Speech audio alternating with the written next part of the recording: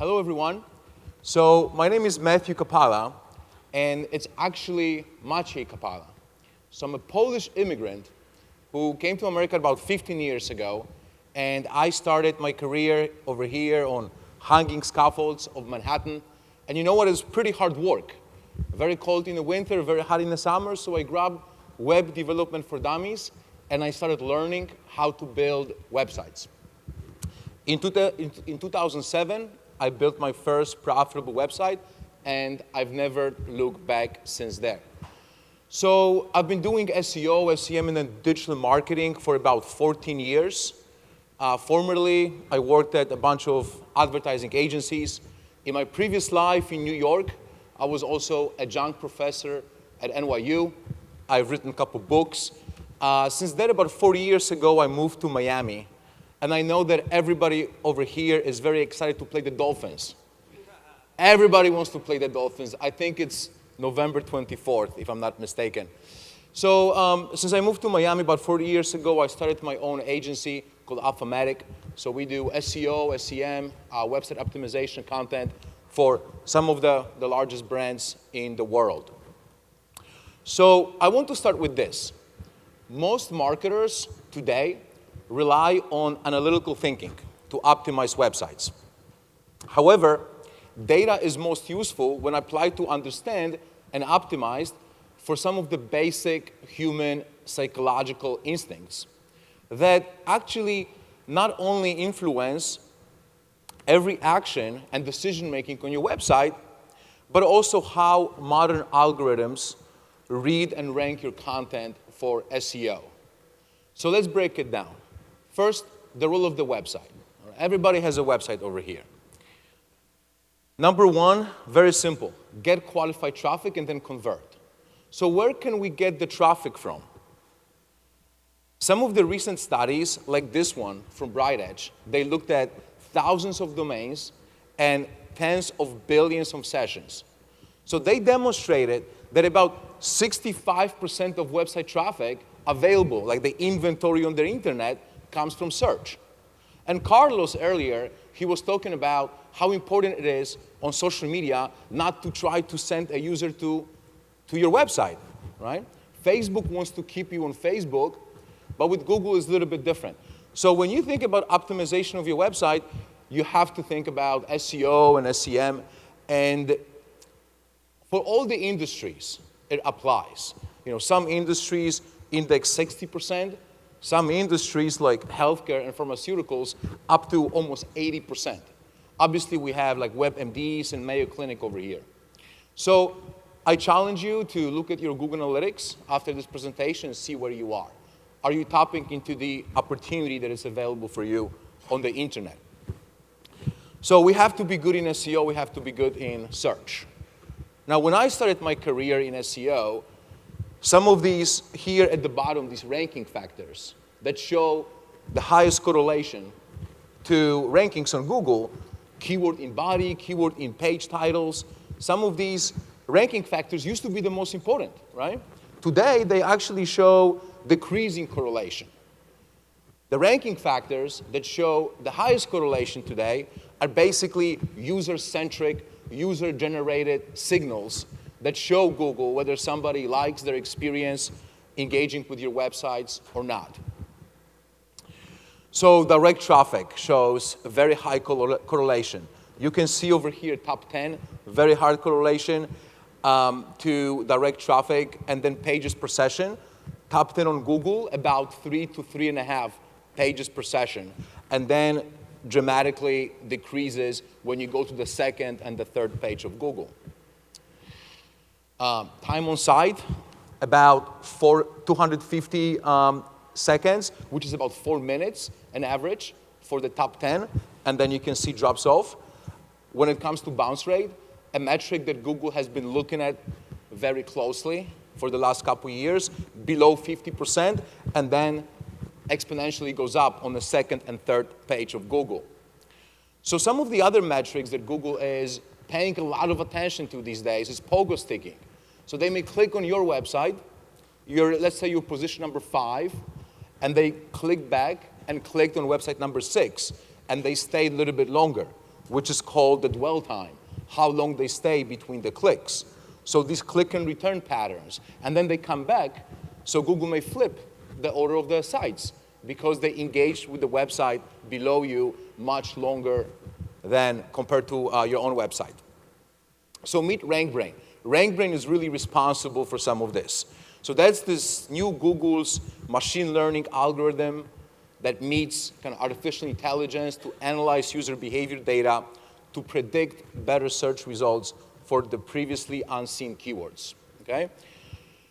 Now, a lot of people in this industry talk about, we gotta optimize for RankBrain. There's not really a specific RankBrain code or tag that we can use on our website. If we want to optimize for RankBrain, we have to optimize for the human, because that's essentially what Google is trying to do. They try to reverse engineer human behavior and human psychology. But we deal with this website deficit, attention deficit today. And Carlos was talking about it on social media when you see the posts in the feed. But same happens on the website. And the user's attention span is shorter than that of the goldfish, right? They arrive on your website and they're gone in a couple seconds unless you figure out better ways to get and keep your website visitors' attention. Which is why today I want to talk to you about the cognitive biases and how to use them to optimize the content on your website.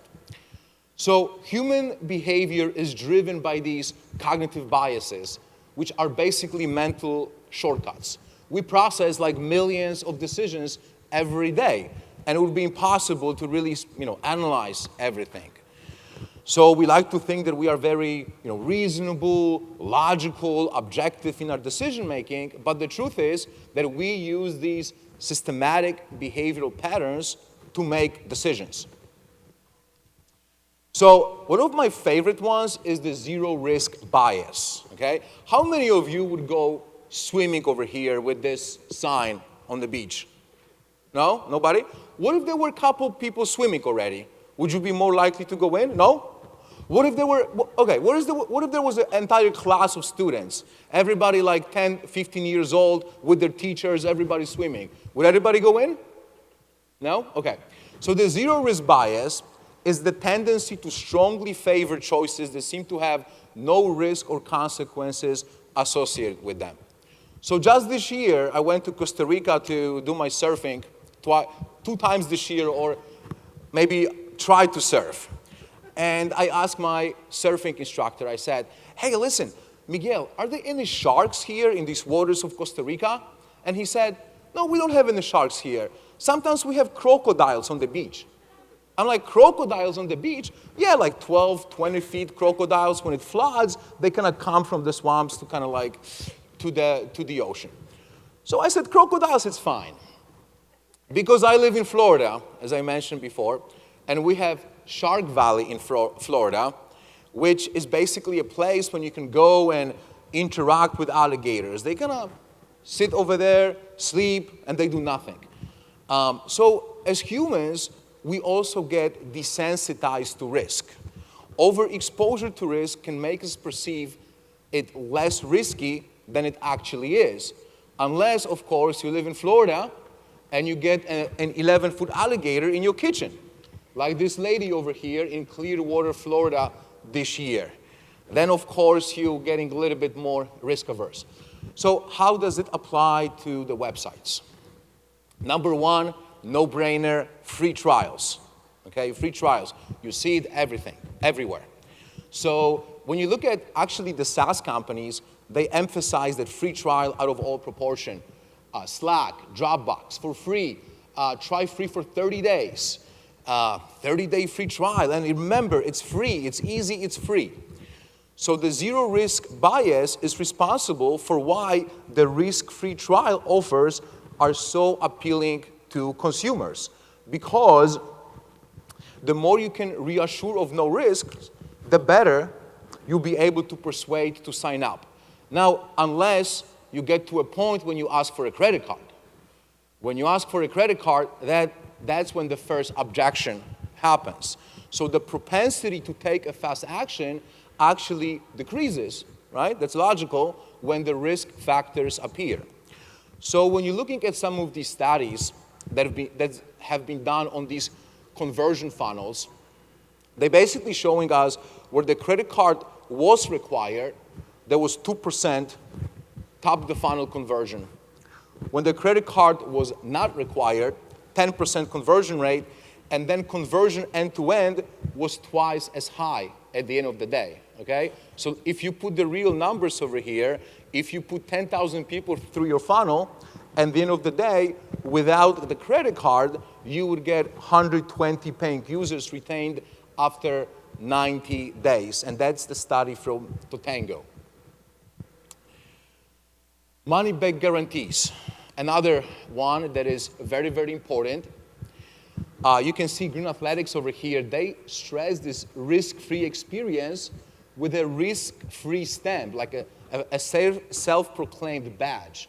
But if you go to their homepage, they mention risk-free, cancel anytime, 30-day money-back guaranteed. They mention it in multiple instances. So if you can offer something for free, emphasize it out of all proportion, like go a little bit over the top with this message, because that really plays well to the risk aversion. Now, for B2B, you can also kind of think about free and hassle-free. So with B2B, obviously, a lot of people don't want to give their information because they're kind of worried that, a salesperson will call them 10 times, right? So how can you assure of that type of comfort when it comes to the hassle-free, no-hassle experience can increase your conversion rate and make your web content more sticky. All right, the second one that I like is the rule of reciprocity. We feel obliged to repay in kind for what another person has provided us. And it's actually one of the most potent and socially ingrained influence factor. It's very evolutionary, the social obligation to repay. Free sample and trial is one of these. So it's just an example over here for Love with Food, how they offer a free box of delicious, all-natural snacks free. They offer it free, and that triggers the commitment kind of bias. The commitment bias talks about, once you committed to something, you are much less likely to, get out of the deal versus trying to sign up for something. So the effectiveness of the free sample technique is that it's also a gift. There were studies done where, when you go to a candy store and somebody would provide a free candy samples in the store, the sales would go up 42% in that candy store. So again, people want to say yes to those who have given them thirst. This is evolutionary, and this is very socially ingrained principle. Robert Cialdini, in his book Influence, that I recommend to everybody, talks about it a lot.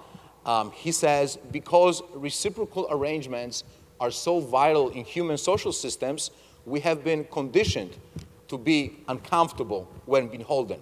Once we feel beholden, we want to take action to remove that burden. When I walk with my fiancée in supermarkets, they have these samples of food and other things like snacks. I take one and I just keep walking. But she would stop, even though she's not interested in the product, she would stop, ask questions, touch it, feel it, because she would feel so obliged to respond to a kind gift. All right, the loss aversion bias. Have any of you found $100 at some point in your life for $20? You were happy for an hour. You were like, yes. Now, when you lost that $100, you were miserable for 3 days. Oh my God, I can't believe what happened to me. I lost my $100. So this loss aversion bias makes us more sensitive to the prospect of loss than we are to the equivalent probability of gain. So how can this be applied to websites? Obviously, the ownership trigger is one of these that you see all the time. When you book your tickets on Ticketmaster or you book your flights on Expedia. Only 2 seats left at this price, right? Only 3 tickets left. you have it, but you're gonna lose it if you don't act now. Also, the urgency bias goes hand in hand over here. The clock down, the countdown. You have the seats for the concert that you wanted to attend just for another 5 minutes, and then it may go away. So a lot of you guys are in e-commerce and some other forms of kind of online sales, online persuasion. Every website is trying to accomplish some conversion objectives. Putting these things into action is the difference between low margin and high margin. You can also use loss aversion headlines to boost your content, your newsletters, your blog headlines. You can implement these tips to your site, or you can keep losing subscribers every day. FOMO type of headlines, they work very well. You can use this tool BuzzSumo to find a lot of these headlines that may exemplify this tactic. Anchoring bias inspires the mind to latch on to key concepts it's exposed to and then use them as a reference points for future valuations and assumptions. So this goes really with the pricing and how you position your offer. So you can use the negative anchoring when you put the big number first so that it provides a sharp contrast in price. Okay? So in this example here from MailChimp, $299 a month, and then the one that MailChimp is trying to sell you in the first place, the MailChimp recommends the standard $14.99, seems just so small compared to the big number. Okay? So this is called the negative anchoring. You can also flip it. You can do the positive anchoring. With positive anchoring, you would put a lower number first, okay? Like the supersize in fast food restaurant. Here, Dropbox offers 3 TB for space for $12.50, and then you can have as much as you want, unlimited for $20. Wouldn't you spend just $7.50 more to get so much more value? And this is really how you want to think about it. You want to move from price to value.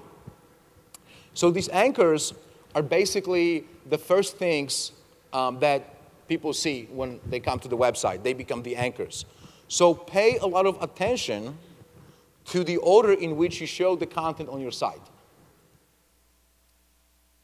Dan Ariely, who is the Duke Professor of Psychology and Behavioral Economics, he also wrote a book, Predictably Irrational. He did this famous TED Talk, and he talked about the decoy effect. So he found, long time ago, I guess, when the economist.com looked like this, he found this offer on the Economist website. Economist online subscription, $5.99, online plus print, $125, and then, just print, $125, and then online and print, also $125. Would anybody be interested in the middle option? Nobody? So Dan Ariely did an experiment. He showed these options in a research study, and he found that only 16% with the 3 options chose only online. Obviously, nobody chose the second option. And then web plus print, 84%. Now, when he removed that decoy line, it was 68-32. So this really shows us that we turn to seeking value rather than looking for the cheapest options. When more options are presented, we also feel empowered. We feel like we are the decision makers, even if that option doesn't make any sense. It's a decoy. Anybody uses Hootsuite? Pretty good tool. So look at Hootsuite. They offer professional plan for $29, 10 social profiles. Team, $129, 20 social profiles. And for business, for 35 social profiles, it's going to be, oh, ouch, $5.99, okay? So you can also think about structuring your offer in the form of options and plans. Even if you are in B2B, even if you are in any type of business, that really helps. What you also want to do is somehow try to control price comparisons. You can stop price comparisons from taking place, but you can control them. And always try to shift kind of focus from price to value. And I think Basecamp is doing it very, very well. They're showing you how you can save hundreds today and how they kind of combine many different tools when you can get basically better value. And you can actually save, if you have a bigger team, what they don't talk about here, kind of like the big price point on the top of the above the fold section of the website. With B2B companies like our client over here, Skykick, you obviously may not show the pricing for B2B because you need a demo, you need a quote, but there's a lot of ways you can think about comparisons. Put your product next to other solutions and show how you offer more value and why you should be contacted and paid attention to. All right, the framing bias next. Perception of the same thing will change based on the context in which it's perceived. The frame of reference changes the way we think about our decisions. So the framing effect over here, by the way, I love this example. I want to talk about the tire insurance. When you walk into the tire, I remember last time I walked into a car dealership, I walked in, I said, my name is Matthew. And the salesperson was like, oh, my cousin's brother's name is Matthew. Where are you from, Matthew? I'm from Poland. Oh, my brother's, sister's husband is from Poland as well. I'm like, okay, the sales is coming. He's building the familiarity. He's warming me up. So we went and sit in his office, and he showed me the picture of like a ripped tire. And he said, whoa, look at this ripped tire, this flat tire. It can happen to you. It happened to my sister over here. And you really need this tire insurance. What did I do? I bought the tire insurance, of course. That was the frame that he gave me. So I wanted to show you a good example from tire insurance. But when I searched for tire insurance, I actually found this burial insurance company that I think they kind of mismatching. They must be targeting the keyword insurance, and they broad matching to the tire insurance. So I decided to go and check their website in a second. So I went to their website, and I noticed, by the way, I love this picture over here. That's a frame on itself, right? What are you doing there, honey? Oh, sweetie, I'm just signing my burial insurance. How cute. So you have the positive frame. Let your family rest easy with final expense coverage for life. The positive frame. And then you have the negative frame. Did you know that typical funeral and burial expenses can cost family about $8,000 to $9,000? That's the negative frame. And then the sign-up form follows. So the consistency factor also in this example is very important. When you start framing a user into a certain opinion about your brand, you want to make sure that you support it on your website. So if I see that I can save on average $668, you want to make sure that when I click on your ad, you support that claim on your website. That's the consistency factor. If I don't see that claim, I may just click away and click on a different ad in this context. So very important to support the claim on the landing page. You can also frame your video content, like over here from Allstate. Again, negative frame, bad things can happen. Again, this ripped tire, bad things can happen, can you save me?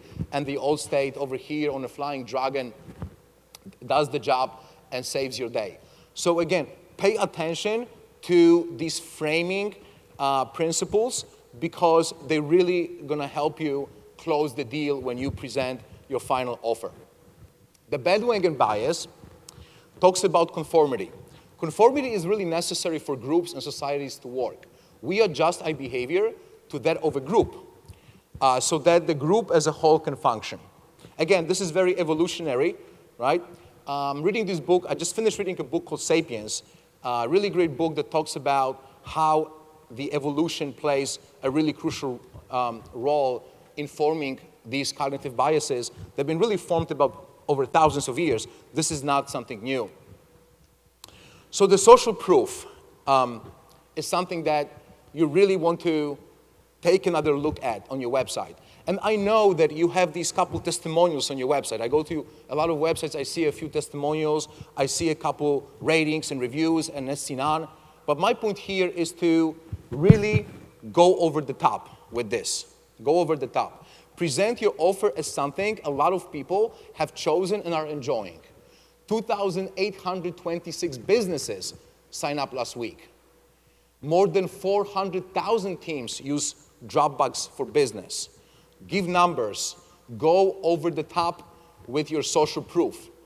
Like Dropbox, Basecamp did over here. They actually created a web page on their website when they're listed 1,000 reviews. Not 5 reviews, not 8 reviews, 1,000 reviews from happy customers. And this web page has over 28,000 words. So they did go over the top. And you know what? They do pretty well. They do pretty well if you look at the revenues. Here is another example from a social media influencer. He tries to establish his authority and his expertise, showing you how many people follow him on social media. And he used an interesting gimmick when he actually doesn't give you the number for Snapchat. He wants you to click through and check it out. So with that being said, I want to move to the authority principle that kind of puts everything together. People follow the lead of credible, knowledgeable experts because it reduces their uncertainty when making decisions. And you must have heard some of the EAT strategies. We call them EAT in the world of SEO. There's been a lot of EAT updates this summer, which stands for expertise, authority, and trust. So Google has guidelines that they basically try to use to assess the effectiveness of how they rank websites and content on Google. So they do focus groups, and they put people there, and they ask them questions. Hey, search for this keyword. Do you think these websites are relevant? And they basically ask them these 3 questions. Is this website an expert on this topic? Is this website a recognized authority? Can I trust this website? Can I trust this content? So you have to go back to your offices tomorrow, look at your website, and you have to answer very strong yes to these 3 questions. Very strong yes. Are you an expert? Yes. Are you an authority in your field? Yes. Can I trust you? Yes. If you cannot answer 3 strong yeses to these questions, you have work to do. You're not going to do well in Google, and you're not going to convert to your full potential. At Alphamatic, we do these industry guides, basically. So we try to establish our authority in certain industries. We obviously do B2B marketing for my own agency, where we see a potential for us to work with these companies. So we call them the red carpet industries. For example, we work with 4 casinos in the US. We work with a couple beauty brands. So we've developed these guides. Some of them have like 6,000, 8,000 words. And as you can see, when you search today for casino marketing, we are in the featured snippet 0 rank, and then we go into the first rank of Google. So this is a really quick and sustainable way to establish your leadership. Develop a long-form content guide to target your red carpet industry. And we actually do it for a B2C client as well. We create these consumer guides, basically, consumer buying guides. Now, make no mistake, the average web page that ranks top 10 on Google has about 1,800 words. 1,800 words. That's the average web page. So Google likes long-form content. That's where the game is played. That's really a very sustainable, quick way to, not maybe quick, because you do have to invest and you have to develop long-form content, which is not always easy. But I strongly encourage you that you look into it. So Albert Einstein once said, everything should be made as simple as possible, but not simpler. And you can see an example over here from Finish Line. So Finish Line, this was a couple years ago, 2013 actually. They redesigned their website just before Black Friday. And what happened? They lost $3 million in sales, and also a couple people lost their jobs because they didn't look at website analytics data, and they didn't consider SEO when they did the redesign. So a couple tools to end with, just to give you a few nuggets. One of the things that is very easy to do, if you have Google Analytics on Chrome, you just enable this website plugin, Page Analytics by Google, which is going to give you website in-page click data right there on your browser. So you can see when people click, if you move links around in your navigation, what can happen, what kind of impact it can have. Heat maps. Now, I just use examples here from Crazy Ag, but there are many different solutions where you can do this. You have to look at your heat maps. You have to look at scroll maps. You want to take a look at confetti report. This should be one of the things you look at all the time, not only clicks and impressions. Click recordings, right? You can get the focus groups together, and that's helpful, or you can record clicks, and you can see and watch exactly where your visitor's mouse and finger goes. I think that's key. I think that's key that you get insights to these metrics in 2019 and beyond. Another tool that is pretty useful is Ghostery. This tool will allow you to see what type of tools, optimization software your competitors are using. Every single time I work with my clients, I ask them, what are your top 3 biggest competitors in your space? What are the competitors that spend millions and millions and millions of dollars that I can look at so we can reverse engineer what they did? So I look at what software they use, and I look at Wayback Machine, the Internet Archive. I look at the landing page, and I go back and back and back, and I see what kind of changes they've made. So I can come back to my client and say, hey, listen, I have $1 million idea because somebody else spent millions of dollars to figure this out. Let's test this. Couple books to read. I mentioned The Influence by Robert Cialdini, who's really the entry point to the psychology of persuasion. He recently wrote a different book called Persuasion, also very good. I also mentioned Dan Ariely, Predictably Irrational. And I know there's been a lot of slides and a lot of different tips and tools. So if any of you wants the deck to see the slides for my presentation, you can email me at matt@alphamedic.com, and I'll be happy to send you the slides. So also, I'm on Twitter and Instagram. So on November 24th, when the Dolphins are playing the Browns, you can give me shit on social media. Thank you so much, Ohio. Thank you.